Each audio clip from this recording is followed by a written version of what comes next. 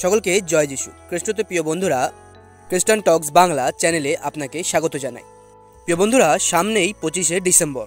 আমরা সকল খ্রিস্ট বিশ্বাসীরাই কিন্তু খ্রিস্ট জন্মোৎসব পালনের জন্য প্রস্তুতি নিচ্ছি।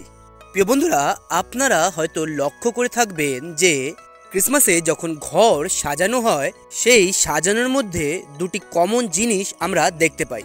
প্রথমটি হলো সান্টা ক্লজ এবং দ্বিতীয়টি হলো ক্রিসমাস ট্রি। প্রিয় বন্ধুরা, আমাদের আজকের এই ভিডিওতে আমি সান্টা ক্লজের বিষয়ে আলোচনা করব। প্রিয় বন্ধুরা, আপনি হয়তো জেনে অবাক হবেন যে শাস্ত্রমতে যীশুখ্রিস্টের জন্মের সঙ্গে সান্টা ক্লজের কিন্তু কোনো সম্পর্ক নেই। প্রিয় বন্ধুরা, আজকের এই ভিডিওতে আমরা বিশেষভাবে সান্টা ক্লজের ইতিহাস নিয়ে আলোচনা করব। আমরা দেখে নেব যে সান্টা ক্লজের উৎপত্তি কিভাবে এবং কেনই বা যীশুখ্রিস্টের জন্মোৎসবের সঙ্গে সান্টা ক্লজকে যুক্ত করা হলো, এবং তৃতীয় এবং সবথেকে গুরুত্বপূর্ণ বিষয় হলো যে আমরা কি সান্টা ক্লজের ব্যবহার করতে পারি। প্রিয় বন্ধুরা, আজকের এই ভিডিওটি পুরো দেখলে আপনি কিন্তু এই সবকটি প্রশ্নেরই উত্তর পেয়ে যাবেন। তাই আপনাদের কাছে ভিডিওটি না কেটে পুরো দেখার অনুরোধ রইল।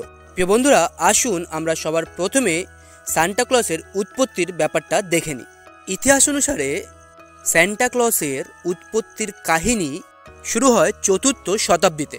মায়রা নামক একটি জায়গা, যা বর্তমানে তুর্কি দেশের অংশ।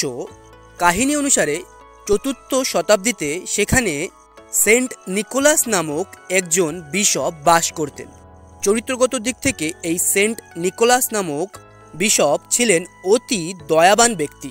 বিশেষত তিনি নাকি গরিব বাচ্চাদের খুবই ভালোবাসতেন। কথিত আছে যে 4th শতাব্দীতে এই মায়রা নামক স্থানটি ছিল অতি দরিদ্র একটি অঞ্চল বা স্থান। এই স্থানের শতকরা 80% মানুষই ছিল দরিদ্র সীমার নিচে, যার কারণে সেই স্থানের মানুষের খাদ্য এবং বস্ত্রশস্ত্রের খুবই অভাব ছিল। ছোট দরিদ্র বাচ্চাদের কাছে নতুন বস্ত্র ও খেলনা পাওয়া ছিল অতি দুষ্কর। কাহিনী অনুসারে এই সেন্ট নিকোলাস নামক বিশপ নাকি এই সমস্ত দরিদ্র পরিবারগুলোর দরজার সামনে চুপিসারে নানা রকমের উপহার রেখে আসতেন।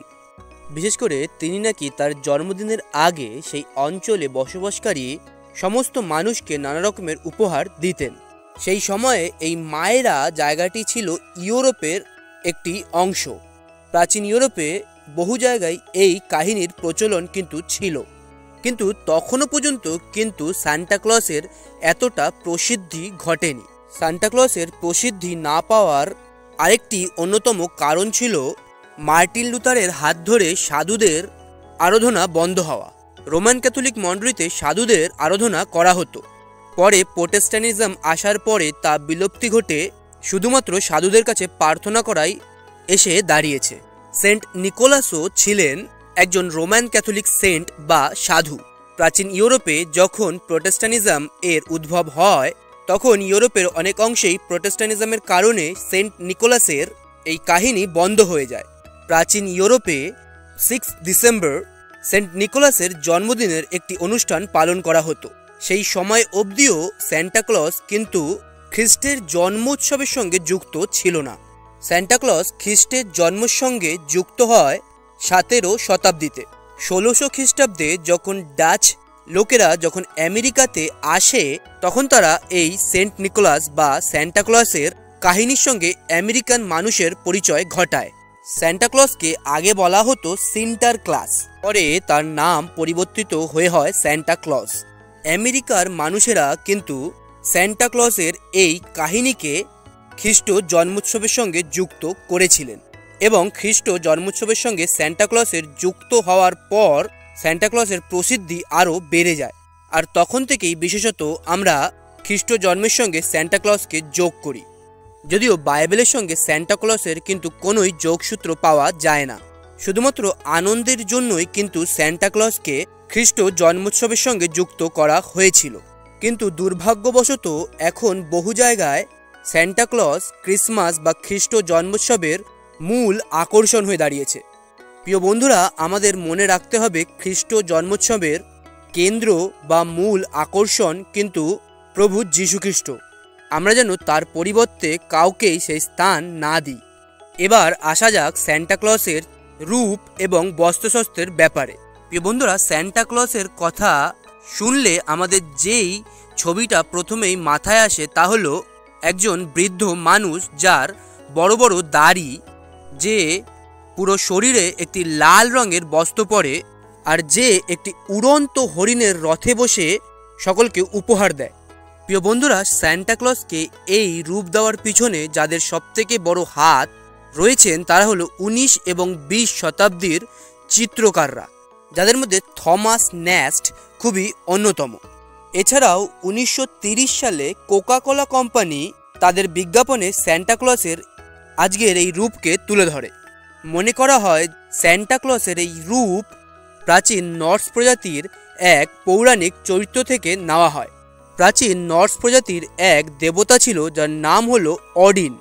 এই অডিন ছিল এক বৃদ্ধ ব্যক্তি যার অনেক বড় বড় দাড়ি ছিল এবং যে লাল রঙের জামাকাপড় পরত এবং যার কাছে 8টি ঘোড়াওয়ালা একটি উড়ন্ত রথ ছিল এবং এই 8টি ঘোড়াওয়ালা উড়ন্ত রথে চড়ে এই অডিন নাকি নর্স প্রজাতির ইউলে নামক একটি পর্বে সমস্ত মানুষকে উপহার দান করতেন।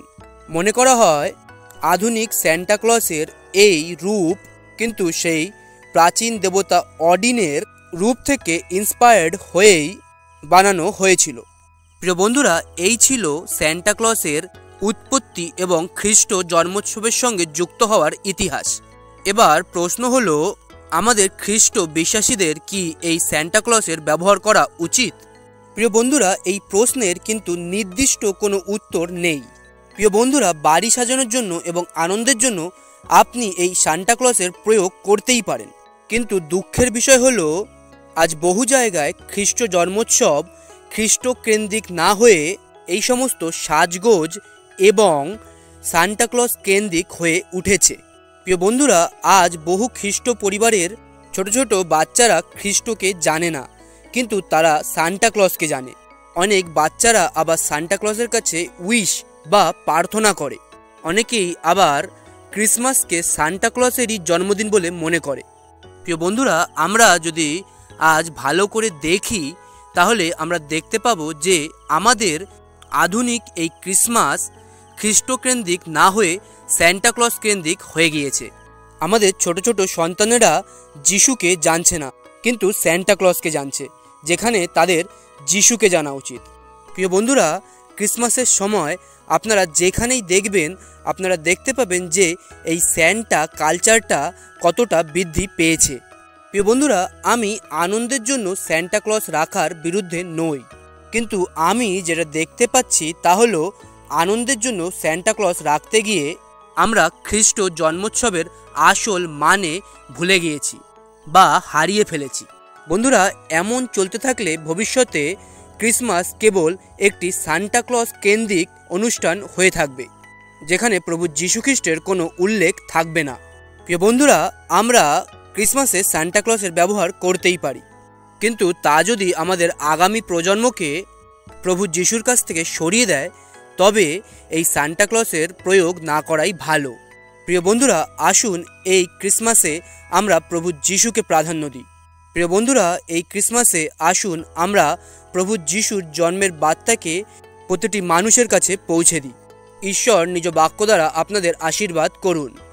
আজকে এখানেই শেষ করছি, দেখা হবে পরের ভিডিওতে। ততক্ষণের জন্য ভালো থাকবেন এবং সুস্থ থাকবেন। ভিডিওটি যদি ভালো লাগে তাহলে লাইক, শেয়ার এবং সাবস্ক্রাইব করে খ্রিস্টান টকস বাংলার সাথে থাকবেন। ধন্যবাদ।